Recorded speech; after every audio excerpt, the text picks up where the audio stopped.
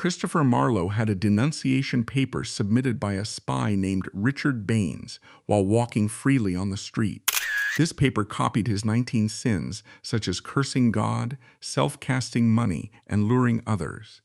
The final line on the paper demanded the heads of the court to close his mouth permanently.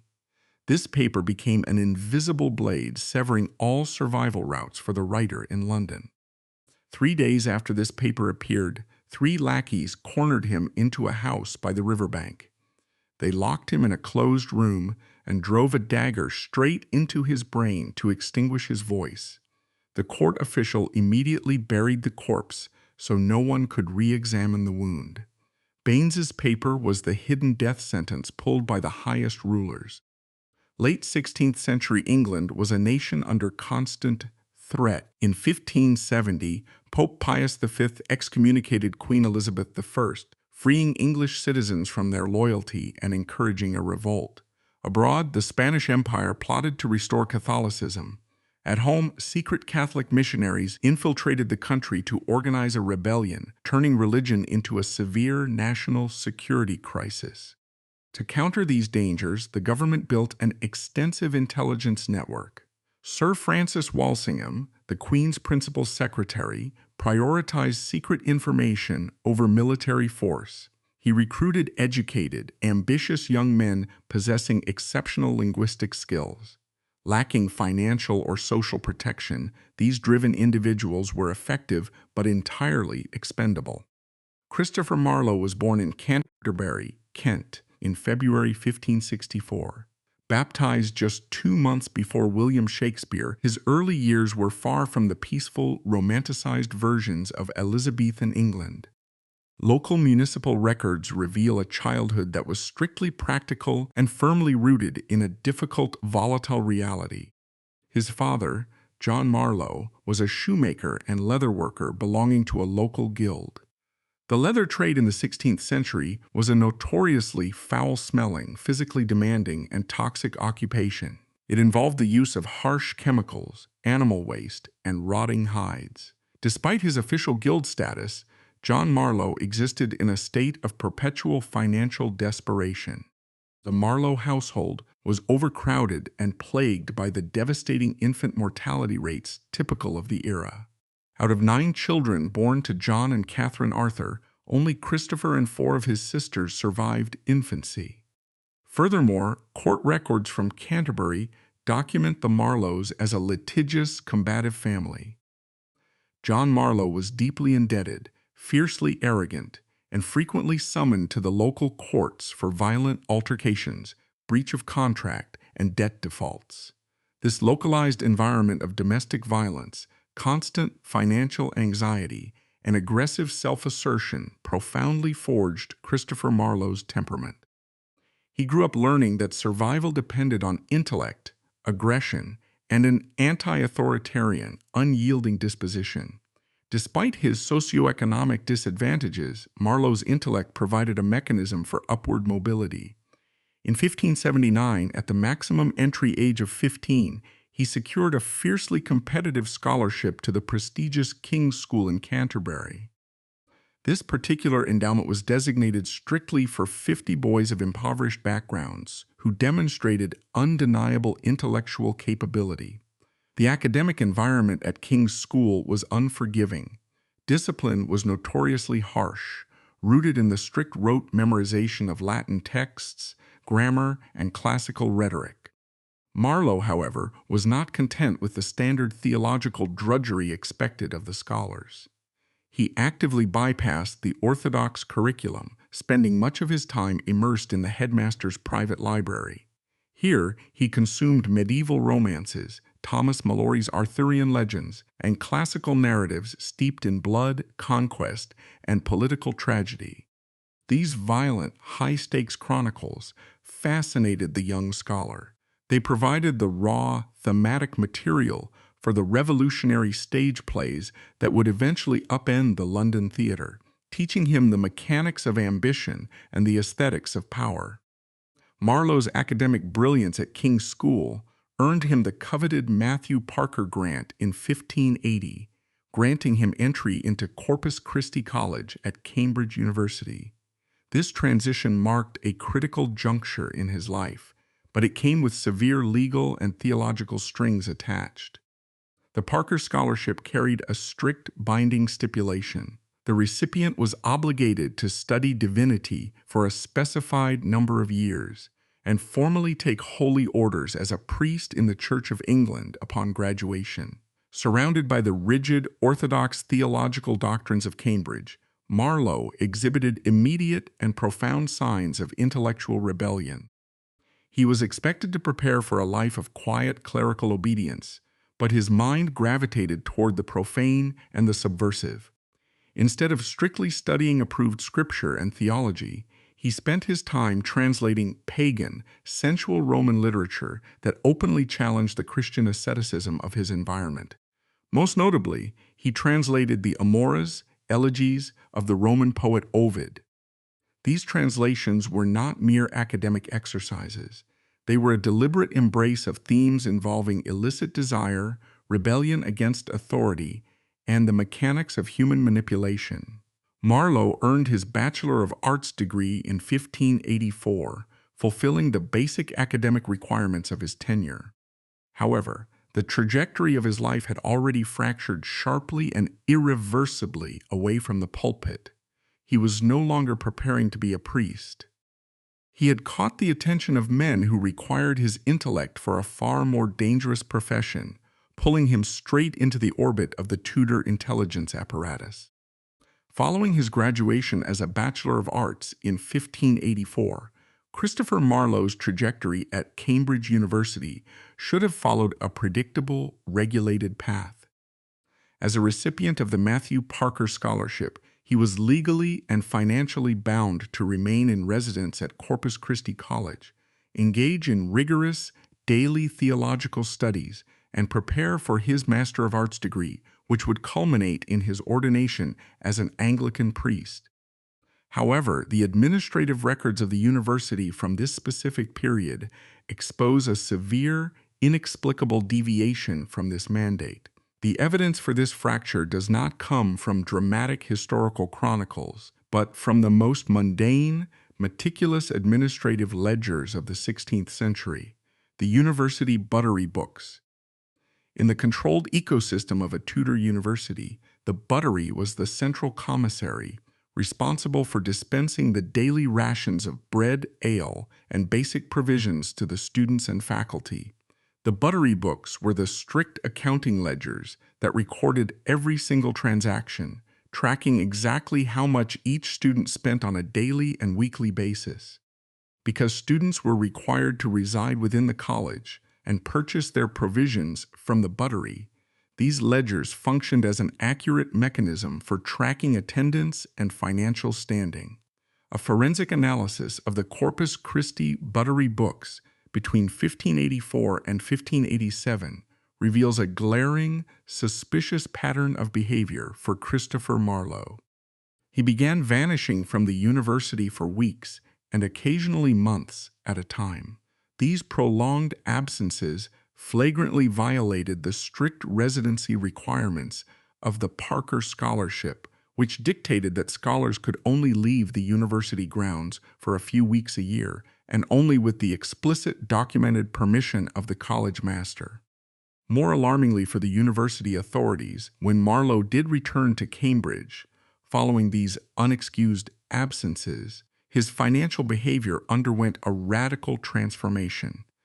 During his initial years as an impoverished scholarship boy, his spending in the buttery was predictably meager, strictly reflecting the minimal allowance provided by the Parker Trust. However, upon returning from his mysterious absences in the mid-1580s, his expenditure on premium food and drink spiked. He was suddenly flush with untraceable currency, spending sums that far exceeded the financial capabilities of a poor divinity student. This sudden influx of capital and his ability to repeatedly bypass the university's rigid attendance protocols without immediate expulsion pointed to a singular, classified reality. Marlowe was no longer operating as a student. He had been successfully recruited into the clandestine national security apparatus of Sir Francis Walsingham. Walsingham's espionage network was the most sophisticated in Europe, but it faced a chronic logistical problem. The Tudor state did not possess a modern, standing intelligence agency with professional training academies. Walsingham had to recruit his operatives from the existing population. He actively targeted a specific demographic modern historians refer to as the university wits, a generation of brilliant, multilingual young men from impoverished or middle-class backgrounds who had secured university educations. They possessed massive intellectual capabilities, refined linguistic skills, and a deep understanding of classical rhetoric and foreign languages, the exact skill set required for cryptography, intelligence gathering, and operating under assumed identities. Crucially, because they lacked the vast landed wealth and aristocratic safety nets of the high nobility, these scholars were financially desperate. They were ambitious men trapped in a rigid class system that offered them very few avenues for upward mobility. Walsingham exploited this socioeconomic vulnerability. He offered young men like Marlowe substantial sums of secret state capital, physical protection, and the thrill of engaging in high-stakes geopolitical espionage. Marlowe, possessing a natural anti-authoritarian streak, a deep fascination with power, and a desperate need for money, fit the intelligence profile flawlessly. He was transitioned from a theology student into a state asset. The specific operational theater required by Walsingham during this period was the heavily Catholic region of northern France. By the late 1580s, the primary external threat to the English state was not just the Spanish Armada, but the ideological infiltration orchestrated by English Catholic exiles. The epicenter of this threat was the city of Reims. Following the Protestant consolidation of power in England, hundreds of devout Catholic scholars, priests, and dissidents had fled across the English Channel. Under the leadership of Cardinal William Allen, they established the English College, first at Douai and later moved to Reims.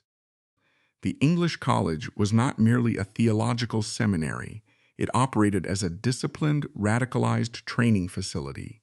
Its primary objective was to educate and ordain English Catholic priests, deeply instilling them with the uncompromising doctrines of the Counter-Reformation, and then covertly smuggle them back into England.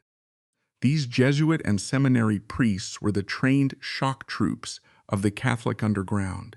Their mission was to minister to the hidden Catholic population in England, perform illegal masses, and, most dangerously, lay the ideological groundwork for a domestic rebellion that would coincide with a foreign Spanish invasion. To the Elizabethan state, these priests were not religious missionaries. They were lethal, trained enemy combatants and terrorists. Walsingham's covert operations desperately needed to penetrate the English College at Reims. The state needed to know the exact identities of the priests being ordained, their physical descriptions, their aliases, and the specific smuggling routes they intended to utilize to cross the Channel. Gathering this intelligence required an operative capable of infiltrating a paranoid, tightly knit community of radicalized exiles without arousing suspicion. Many historians believe Christopher Marlowe was deployed to execute this exact infiltration. To establish his operational cover, Marlowe deliberately engineered a public reputation at Cambridge as a malcontent, cultivating rumors that he was disillusioned with the Protestant faith and harbored deep Catholic sympathies. When he vanished from the university buttery books, he crossed the English Channel and made his way to Reims. Presenting himself as a disenfranchised, educated English scholar seeking to defect to the true faith, Marlowe is thought to have successfully penetrated the seminary. Operating entirely without a safety net deep within enemy territory, he likely embedded himself among the exiled priests and scholars. He participated in their theological debates, gained their trust, and systematically gathered the classified intelligence Walsingham required. He compiled the names, operational aliases, and deployment schedules of the Catholic operatives preparing to infiltrate England, transmitting this data back to the intelligence handlers in London. However, the classified nature of his deployment created a severe domestic crisis for Marlowe upon his return to England in 1587. Having completed the academic requirements for his Master of Arts, M.A. degree, Marlowe presented himself to the authorities at Cambridge University to formally claim his title. The university administration, operating independently of the state's espionage network, flatly refused to grant the degree. The academic leadership at Cambridge was dominated by strict, uncompromising Protestant clerics. To them, any association with Catholicism was absolute treason. The rumors Marlowe had deliberately cultivated to establish his cover had worked too well. The university had received localized intelligence reports suggesting that their Parker scholar had not only repeatedly broken the residency requirements, but had actively defected to the enemy headquarters at Rheims. For the Cambridge administrators, the situation was legally and theologically unacceptable. To award a Master of Arts degree to a man they believed to be a Catholic sympathizer and a potential Jesuit traitor was an act of institutional complicity. They initiated administrative proceedings to formally deny him his degree, effectively destroying his academic standing and permanently barring him from any legitimate professional advancement in England. Walsingham and the Tudor intelligence network recognized that they could not allow their operative to be professionally destroyed by university bureaucrats for executing a successful state-sanctioned infiltration. To salvage Marlowe's cover and ensure he received his academic credentials, the state was forced to break its own protocols of secrecy and intervene. On June 29, 1587, the ultimate executive authority of the Tudor state moved to protect its asset. The Privy Council, the highest governing body in the realm, acting on behalf of Queen Elizabeth I, issued an urgent royal sealed directive explicitly addressed to the Vice-Chancellor and the Academic Senate of Cambridge University. The signatories on this document were not minor bureaucrats. They were the absolute apex of Tudor geopolitical power. The directive was signed by William Cecil, Lord Burghley, the Lord High Treasurer, and the most powerful politician in England, John Whitgift, the Archbishop of Canterbury and the supreme enforcer of religious conformity, and Lord Hunsdon, the Queen's cousin and a senior military commander. The mandate was a masterclass in bureaucratic intimidation. It ordered the university to immediately cease all defamatory rumors regarding Christopher Marlowe's allegiance. While it carefully avoided exposing the exact operational details of his espionage in Rheims, the document explicitly stated that Marlowe had been employed in matters touching the benefit of his country. The Privy Council's directive formally declared that Marlowe had behaved himself orderly and discreetly, providing faithful dealing and good service to the Queen. The Council sternly rebuked the university for acting on baseless rumors and issued a clear, non-negotiable command. Cambridge University was to award Christopher Marlowe his Master of Arts degree at the next commencement without any further delay or administrative obstruction. Faced with a royal sealed mandate signed by the Lord Treasurer and the Archbishop of Canterbury, the university authorities completely capitulated. They were humiliated and overridden by the executive power of the state. Marlowe was immediately granted his M.A. This specific document, preserved in the archives of the Privy Council, stands as the definitive, undeniable historical proof of Christopher Marlowe's status as a state intelligence agent. He was not merely a rebellious student or a rogue scholar. He was a valued operative protected by the highest ministers of the English crown. Armed with his advanced degree, the secret backing of the national security apparatus, and an intimate understanding of treason, manipulation, and power, Christopher Marlowe departed Cambridge. In late 1587, he moved to the sprawling, volatile metropolis of London, preparing to deploy his intellect in an entirely new operational theater, the commercial stage. For a state operative, the traditional centers of power, the royal court at Whitehall or the financial district of the City of London, were too heavily monitored for covert maneuvers. Marlowe required an environment providing anonymity, social fluidity, and access to an endless stream of domestic and foreign intelligence. He found this exact cover in the emerging commercial theater district. During the late 16th century, the commercial theaters were not located within the official, regulated boundaries of the City of London. They were constructed in the Liberties, suburban jurisdictions situated just outside the control of the conservative, Puritan-leaning Lord Mayor and the city alderman, who viewed the theaters as breeding grounds for disease, prostitution, and political sedition. Operating in districts like Bankside and Shoreditch, the theater served as the ultimate intelligence hub. It was a unique, porous social ecosystem where the rigid class structures of Tudor England temporarily dissolved. In the span of a single afternoon, a playwright operating in the Liberties could interact with ranking noblemen financing the acting companies, foreign ambassadors seeking entertainment, disgruntled Catholic sympathizers, returning soldiers, and the lowest tiers of the criminal underclass. By embedding himself as a playwright, Marlowe secured an unassailable operational cover.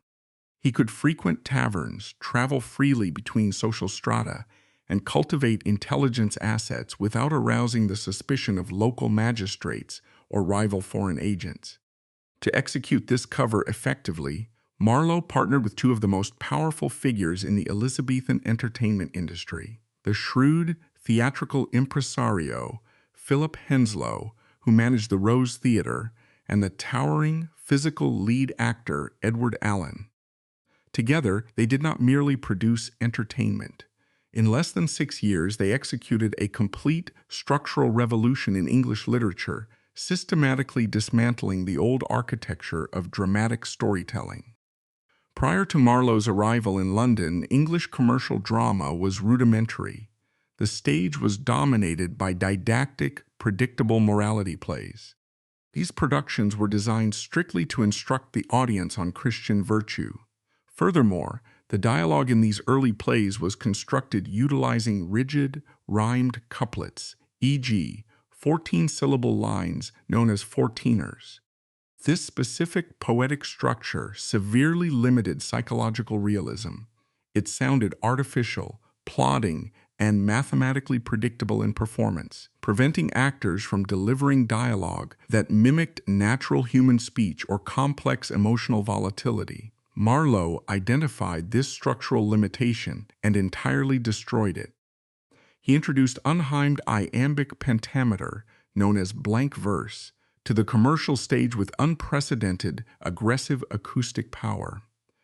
Blank verse consists of lines containing 5 metrical feet, each consisting of one unstressed syllable, followed by one stressed syllable.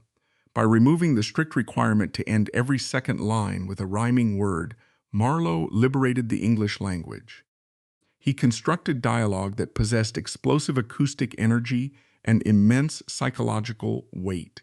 He utilized blank verse to propel the narrative forward, allowing characters to debate complex philosophy, express raw ambition, and manipulate one another with the speed and lethal precision of a physical duel.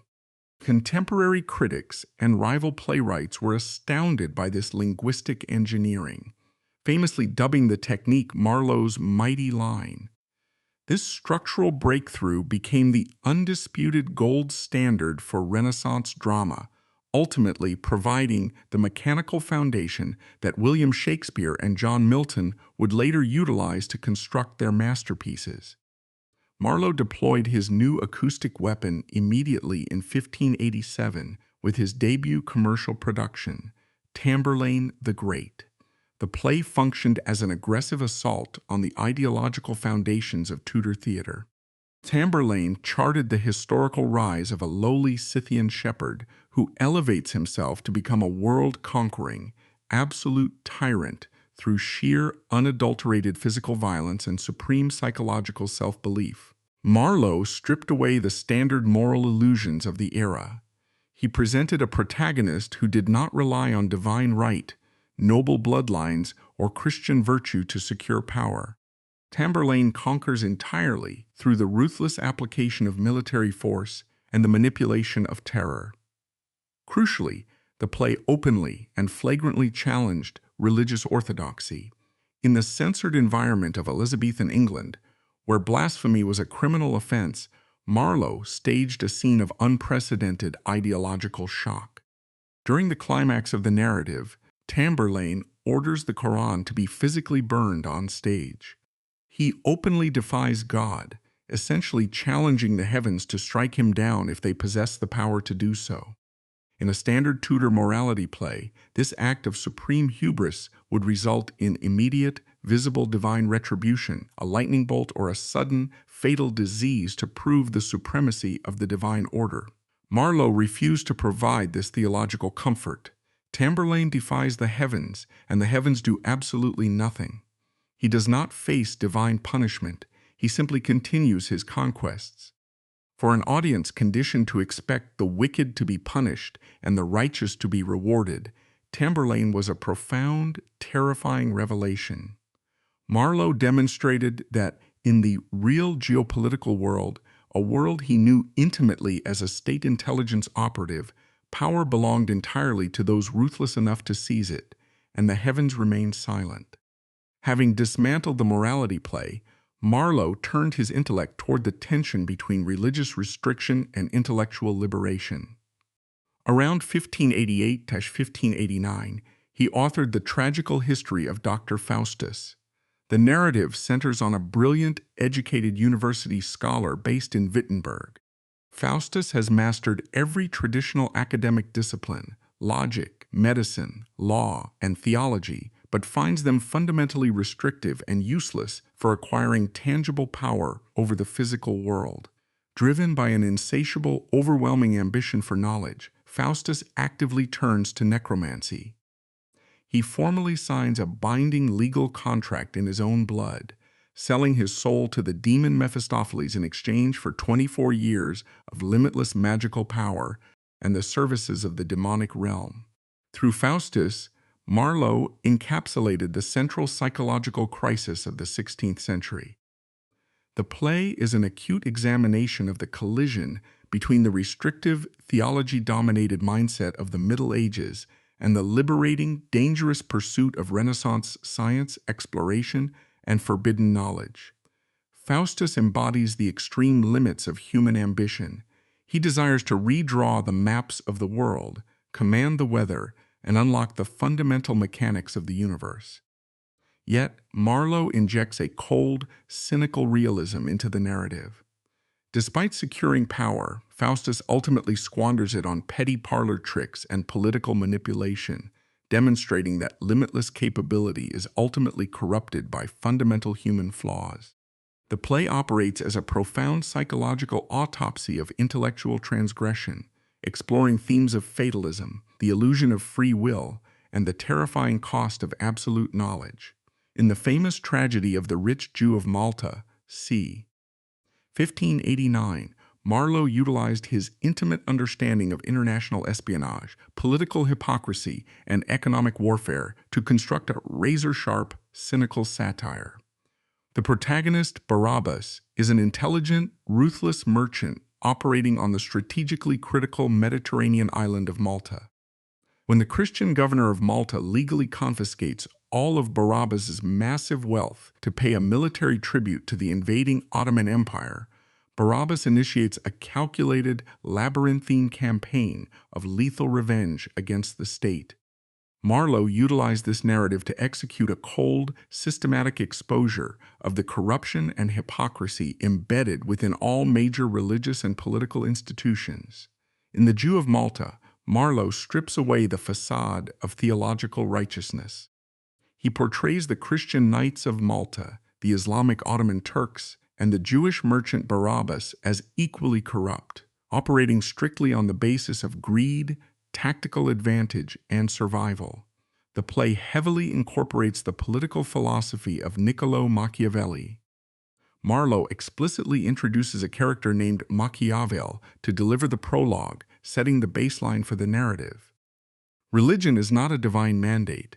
It is merely an effective political tool utilized by the state to control the weak and maintain the socioeconomic hierarchy. To a Tudor audience, this presentation of geopolitics, where alliances are broken instantly for financial gain and morality is exposed as a diplomatic fiction, was subversive. It perfectly reflected the cold, calculated worldview required of an operative tasked with protecting the English state. In his final major theatrical work, Edward II, c. 1592, Marlowe shifted his analytical focus from foreign conquests and mythology to the sensitive, dangerous arena of English royal history. The play examines the catastrophic reign of the 14th century monarch, King Edward II.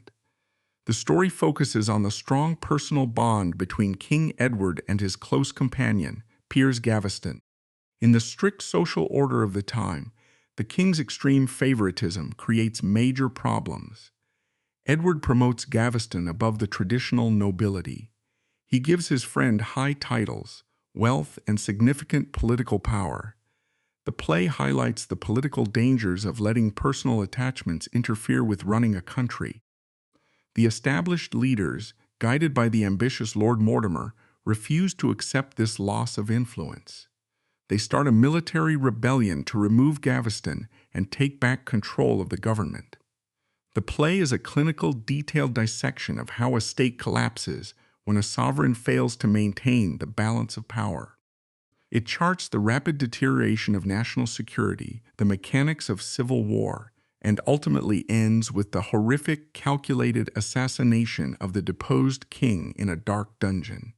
For the Elizabethan government, constantly terrified of succession crises, civil war, and the influence of royal favorites, Edward II was a dangerous, accurate mirror reflecting the extreme fragility of executive power. While Marlowe revolutionized the commercial theater, permanently altering the trajectory of English literature through these four massive plays, his private life fractured into a far darker, classified trajectory. Offstage, he was engaging with a clandestine intellectual syndicate that the Tudor state viewed with growing terror, setting the stage for his first violent collision with the military apparatus of the crown. During the early 1590s, Marlowe operated within an exclusive, clandestine intellectual syndicate colloquially referred to by subsequent historians as the School of Night. This group was not a formal academic institution. It was a secretive, decentralized gathering of the era's most advanced and most dangerous intellects. The syndicate was patronized by two of the most powerful and controversial noblemen in England, Sir Walter Raleigh and Henry Percy, the 9th Earl of Northumberland, known as the Wizard Earl. The membership included advanced mathematicians, navigators, and astronomers, most notably Thomas Harriot, who possessed scientific knowledge regarding optics, planetary motion, and indigenous American cultures that conflicted with established religious dogma. This group conducted classified, private meetings in heavily guarded, isolated country estates. Behind closed doors, they engaged in discussions that were legally classified as heresy under Tudor law. They openly debated the physical sciences, human anatomy, and Hermetic philosophy. More dangerously, intelligence reports indicated that the group actively debated the existence of God, systematically questioned the historical and chronological accuracy of the Bible based on new geographic discoveries, and rejected the concept of divine punishment. In an era where the Elizabethan state relied on strict religious conformity to maintain political and social order, an intellectual cabal of wealthy, connected men actively deconstructing the foundations of Christianity was viewed not merely as blasphemous, but as fundamentally treasonous. The conservative, Puritan-leaning establishment began to monitor this group intensely, laying the critical groundwork for the lethal accusations of atheism that would soon be weaponized to destroy Marlowe. The extreme danger of Marlowe's dual existence as a public playwright and a covert state operative surfaced violently in January 1592. The theater of operations was Flushing, Vlissingen, a strategic, militarized Dutch port town currently controlled by an English garrison as part of the ongoing war against the Spanish Empire. Marlowe was physically operating in Flushing, sharing living quarters with a man named Richard Baines. Baines possessed a complex, compromised intelligence background.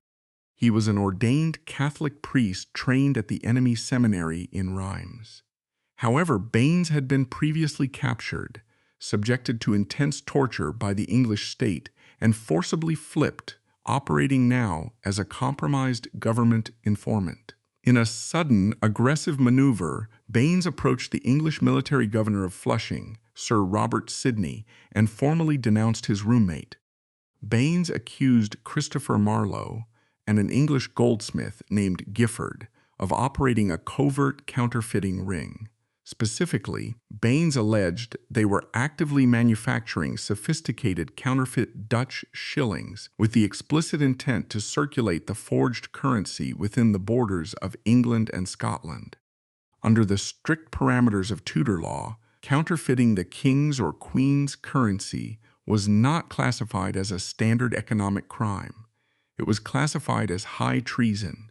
It was viewed as a physical assault on the sovereign's authority and a deliberate attempt to destabilize the national economy, punishable by the maximum penalty, hanging, drawing, and quartering. Governor Sidney immediately ordered Marlowe's arrest and subjected him to formal interrogation. During this interrogation, Marlowe executed an unusual, strategically dangerous maneuver. He freely admitted to the counterfeiting operation. However, he adamantly insisted that he lacked any treasonous intent. Marlowe claimed he was merely testing the metallurgical techniques of the goldsmith as part of a deeper, classified infiltration into enemy Catholic financial networks. Sidney faced a severe administrative dilemma. He was a seasoned military commander, but he could not ascertain Marlowe's actual intelligence clearance level. Unwilling to accidentally execute a high-value state asset, but legally bound to prosecute treason, Sidney refused to render a verdict. He ordered Marlowe placed under armed guard and deported him straight back to London, instructing the escort to deliver the prisoner to the highest authority in the English government, the Lord High Treasurer, William Cecil, Lord Burghley. The outcome of this deportation is the strongest evidence of Marlowe's true status within the shadow state. Upon arriving in London as an admitted counterfeiter accused of high treason, Marlowe did not face the executioner's block, the rack, or a public trial. Lord Burghley reviewed the file and immediately ordered Marlowe's unconditional release without any penalty, fine, or public record of the offense. Modern intelligence historians conclude that this event was one of two classified scenarios. The counterfeiting ring was likely a state-sanctioned Black Book economic sabotage operation directed by Lord Burghley against Catholic forces, which Marlowe was actively managing. Alternatively, Richard Baines, operating as a double agent for the Catholics, attempted to deliberately compromise and expose Marlowe's intelligence mission to the military authorities. Regardless of the specific operational objective, the incident proved definitively that Christopher Marlowe was operating at a level of statecraft where the standard laws of treason did not apply to him. Marlowe survived the Flushing incident, but the environment in London was rapidly deteriorating into a state of chaos. The definitive crisis arrived in the spring of 1593, driven not by foreign intelligence, but by a catastrophic biological event. A massive, lethal outbreak of the bubonic plague swept through the densely packed, unsanitary wards of London. The mortality rates skyrocketed, ultimately killing over 10,000 citizens within a matter of months. In response to the biological threat, the Privy Council enacted strict quarantine protocols, ordering the immediate and indefinite closure of all public theaters to prevent mass gatherings and stall the transmission vector. The closure of the theaters instantly severed the primary income stream for the entire entertainment industry, including playwrights and actors. This localized economic collapse coincided with a broader, severe national recession. The compounding pressure of mass death, starvation, and unemployment triggered a massive wave of violent, xenophobic social unrest. The primary targets of this localized aggression were Protestant refugees from France, Huguenots and the Netherlands, who had fled religious persecution on the continent to settle in London. The native English working class violently blamed these immigrant communities for monopolizing local trade jobs, manipulating the markets, and actively spreading the plague. This simmering social violence detonated on the night of May 5, 1593. Under the cover of darkness, unknown operatives pinned an inflammatory threatening poster to the outer wall of the Dutch church located in Broad Street, the center of the refugee community. This document, permanently recorded in the state archives as the Dutch church libel, was not a standard, crude riot manifesto. It was a literate, deliberately constructed piece of psychological terrorism. It explicitly threatened the immigrant population with mass slaughter and organized mob violence if they did not immediately evacuate the country.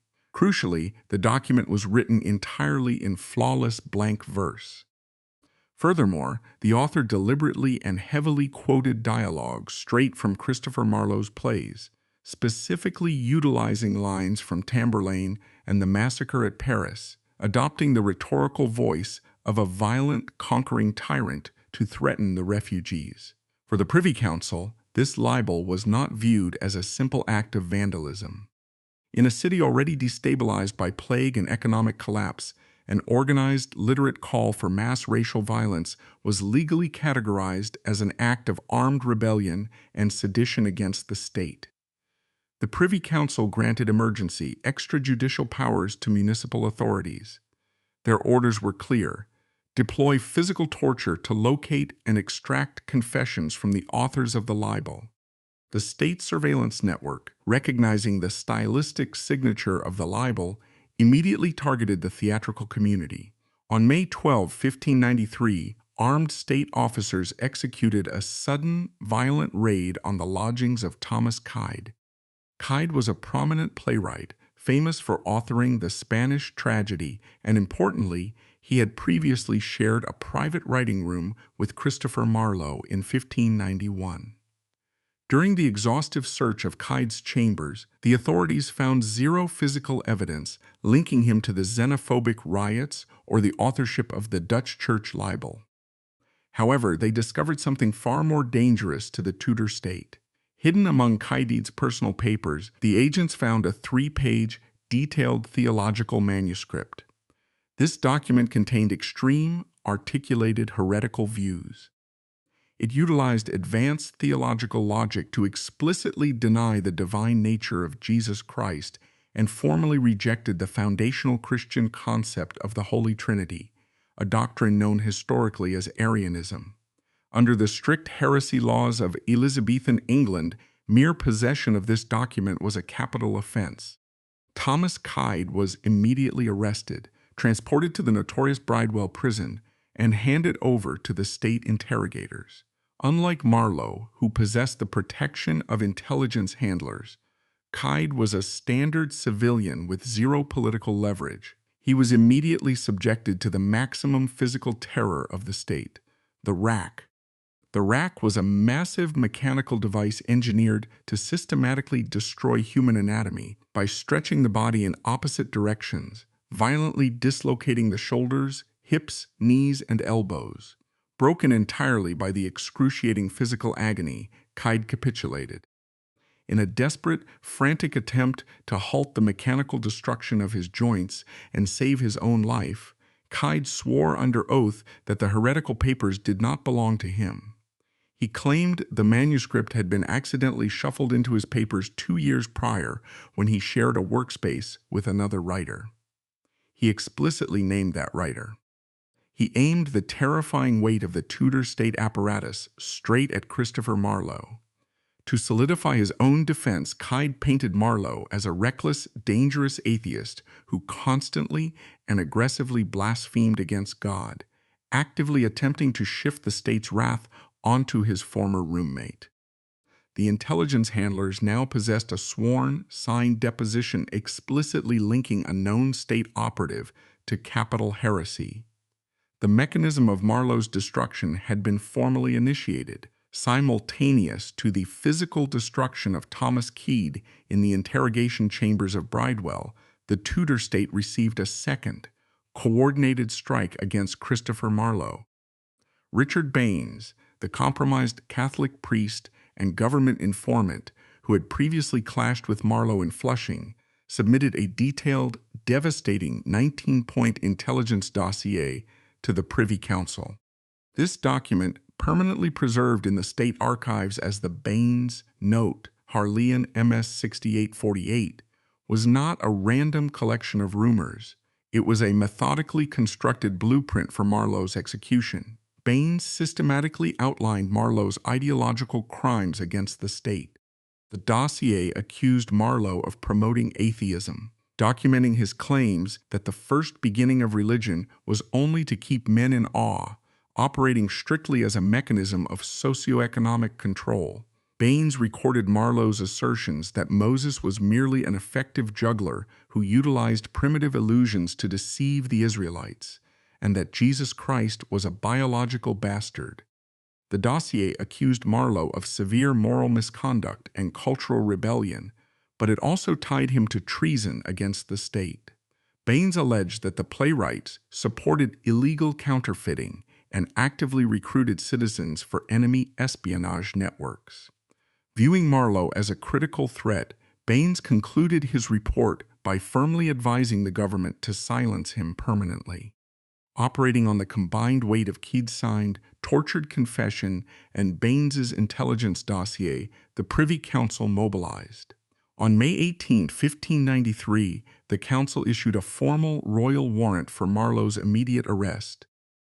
A royal courier tracked him to the Scadbury estate in Kent, where Marlowe was taking refuge with his patron, Thomas Walsingham, a wealthy relative of the late spymaster Sir Francis Walsingham. The courier apprehended Marlowe and transported him back to London. On May 20, Marlowe appeared before the Privy Council at Whitehall Palace. What followed was an irregular, practically unprecedented legal maneuver for a treason and heresy case. Rather than dispatching Marlowe to the lightless dungeons of the Tower or Bridewell to face the rack, the Privy Council granted him bail. The only operational requirement was that Marlowe report daily to the council's administrative officers. The Tudor regime was trapped in an impossible political and espionage dilemma. As an embedded operative, Christopher Marlowe possessed the darkest secrets of the English state. He intimately understood the inner mechanics of the domestic surveillance network. He had participated in the government's illegal operations, and he possessed severely damaging intelligence on some of the most powerful nobles in the realm, particularly Sir Walter Raleigh and the Earl of Northumberland. Conservative political factions were actively attempting to destroy Raleigh, and they intended to utilize Marlowe as the primary leverage. If Marlowe was subjected to the extreme physical trauma of the rack, the state recognized that he would inevitably break. In his agony, he would expose the shadow power structure of the government. A public treason trial would decimate the credibility of the Queen's highest ministers and trigger a massive, uncontrollable political scandal. Therefore, the decision to grant bail was not an act of judicial mercy. It was a calculated holding pattern. The 10-day bail period provided the necessary temporal window to engineer a clean, deniable assassination removed from the public eye. On May 30, 1593, the operational trap closed with military precision. Marlowe spent the day at a property located in Deptford Strand, owned and operated by a woman named Eleanor Bull. Centuries of romanticized historical myth have framed this location as a squalid public tavern where a drunken brawl organically erupted. The forensic historical reality dictates otherwise. Eleanor Bull was a connected widow hailing from a prominent aristocratic family, possessing clear documented ties to Lord Burghley and Blanche Parry, Queen Elizabeth's personal confidant. Her property was a secure government safe house, strategically positioned near the royal docks on the River Thames, a tightly controlled, discreet environment ideal for isolating a high-value target without civilian interference.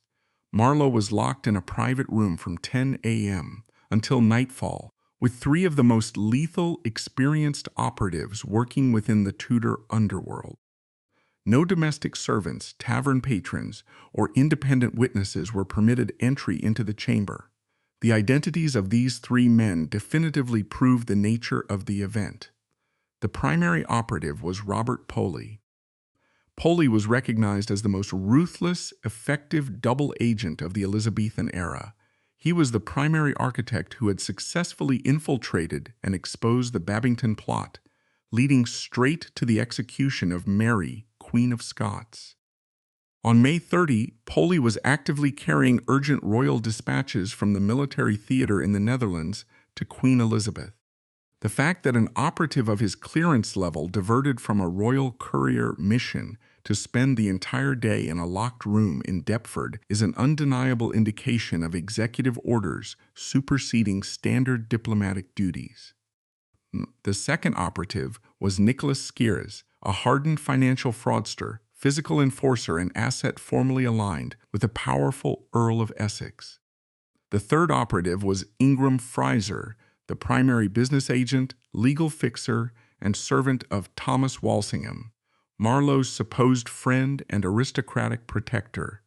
Fraser's involvement strongly indicates that Thomas Walsingham had deliberately betrayed Marlowe to the executioners to insulate his own family from the Privy Council's impending wrath. The official narrative of the murder was extracted solely from the identical, coordinated testimonies of the three surviving state operatives. They presented a perfectly choreographed, flawless legal defense of se defendendo, self-defense. The operatives testified that following dinner, Ingram Fraser sat squarely in the middle of a wooden bench. Skeers and Poley sat tightly packed on his immediate left and right. Right in front of the three men was a heavy wooden table utilized for playing backgammon. Immediately behind Fraser's back was a bed, upon which Marlowe was lying down. This precise physical configuration was not a casual detail. It was a flawlessly calculated legal construct designed to manipulate the law. Under Tudor common law, securing a successful plea of self-defense for homicide required the accused to legally prove they were physically driven to the wall and completely unable to retreat from the attacker. By placing the heavy table in front of Fraser and utilizing the physical bodies of Poley and Skeers as human barricades on his flanks, the operatives established an ironclad, mathematically perfect spatial alibi. Fraser was legally trapped. The operatives claimed a violent argument suddenly erupted over the payment of the day's bill, recorded as le reckonage. Framing the assassination of a top-tier spy as a spontaneous, petty financial dispute was a textbook intelligence tactic. It was specifically designed to depoliticize the death, instantly neutralizing any public suspicion of religious persecution, state-sponsored murder, or intelligence leaks. According to their sworn testimonies, Marlowe suddenly leapt from the bed behind Fraser, snatched Fraser's 12-pence iron dagger from the operative's belt, and struck Fraser twice on the head. Fraser, supposedly trapped between his accomplices and the table, violently wrestled the blade back and struck backward over his own shoulder in a blind panic, driving the dagger straight into Marlowe's right eye, killing him instantly. Many modern forensic and historical analysts argue that this official narrative is highly improbable. The physical evidence described in the surviving coroner's report reveals fatal scientific impossibilities. Marlowe, initiating a lethal strike downward from an elevated standing position onto a seated, trapped man, allegedly managed to inflict only 2 superficial cuts on Fraser's scalp, wounds measuring exactly 2 inches long, but merely a 1/4 inch deep. These shallow, uniform lacerations bear the exact biomechanical hallmarks of self-inflicted wounds, deliberately executed to fabricate a crime scene. It is biologically impossible for a man of Marlowe's notoriously volatile temperament, initiating a lethal ambush from a position of physical advantage, to inflict such minor, non-debilitating damage. Conversely, Fraser, who was supposedly physically pinned on a bench and striking awkwardly backward over his own shoulder in a state of blind panic, generated enough kinetic force to drive an iron blade 2 inches deep through the dense orbital bone of the human skull, flawlessly penetrating the frontal lobe and severing the major cerebral arteries. The biomechanics required to inflict such a devastating cranial injury demand a firmly planted stance, a wide, unimpeded swinging arc, and deliberate, calculated lethal intent. Furthermore, a blind, panicked backward strike cannot accidentally navigate the incredibly tight anatomical margin above the eyeball to penetrate the brain so cleanly. It was a professional executioner's strike, specifically engineered to neutralize the target instantly, preventing any noise or prolonged physical struggle. Most damningly, the official coroner's report makes no mention of any defensive wounds on Christopher Marlowe. There were no cuts, slashes, or abrasions on his hands or forearms. In any genuine physical struggle to wrest control of a bladed weapon, the hands of the combatants are inevitably and severely mutilated. Marlowe's hands remained entirely unblemished because there was no struggle. He was physically restrained by Robert Poley and Nicholas Skeries while Ingram Fraser drove the dagger cleanly into his brain. What many historians now view as the state's cover-up of an assassination was executed with surgical administrative precision. The local Deptford law enforcement authorities and municipal magistrates were completely blocked from accessing the crime scene. The entire homicide investigation was immediately commandeered by William Danby, the coroner of the Queen's household. Danby utilized an ancient, obscure legal mechanism known as the Statute of the Verge. This law granted the coroner of the household exclusive legal jurisdiction over any murder occurring within a 12-mile radius of the monarch's actual physical location. On May 30, Queen Elizabeth I was holding court at Nonsuch Palace, precisely within the 12-mile radius of Deptford Strand. By exploiting this obscure jurisdictional loophole, the Privy Council successfully monopolized the investigation, preventing any independent, non-state magistrate from interrogating the 3 spies. On June 1, Danby assembled a coroner's jury comprised of 16 local Deptford tradesmen who possessed no medical or forensic expertise. They were permitted to view the body briefly from a distance. Cross-examination of the 3 operatives was strictly and legally prohibited. The intimidated jury simply rubber-stamped the unanimous, coordinated testimony of the spies, officially ruling the death as homicide in self-defense. That exact same day, before any external review could be requested, Marlowe's body was hastily buried in an unmarked grave in the churchyard of St. Nicholas in Deptford. This rapid disposal legally destroyed the physical evidence and permanently prevented any future exhumation or independent medical autopsy. Under standard Tudor law, committing a homicide in self-defense still carried severe consequences. It required the complete forfeiture of the accused's property and assets to the state, alongside a lengthy incarceration, while the Royal Chancery Courts reviewed the file. Ingram Fraser's case, however, was expedited through the Tudor legal system at a velocity never before recorded in English judicial history. Exactly 28 days after driving a dagger into Marlowe's brain, Queen Elizabeth I personally signed a full royal pardon. The document released Fraser from all legal liability and instantly restored his entire estate. Fraser returned to Kent to resume his employment with Thomas Walsingham, eventually dying a wealthy man. Robert Poley immediately returned to his espionage operations across the European continent, remaining securely on the state payroll. Skeers returned to the Earl of Essex.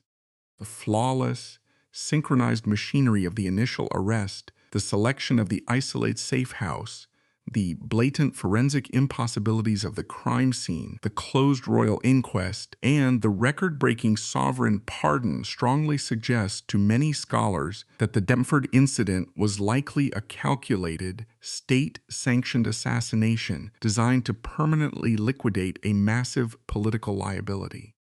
While academic historians universally reject the theory that Marlowe faked his death to write under the name of William Shakespeare, the sheer endurance of this myth perfectly illustrates the magnitude of his impact.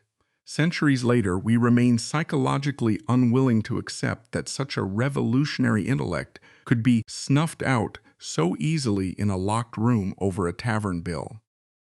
Marlowe stands as the ultimate Tudor paradox. He was a soaring literary genius who redefined theatrical expression, yet his biological life was abruptly extinguished by the paranoid machinery of the surveillance state he served.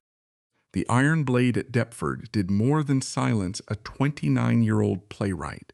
It left a cold, permanent testament to the extreme fragility of brilliance when it collides with absolute state power.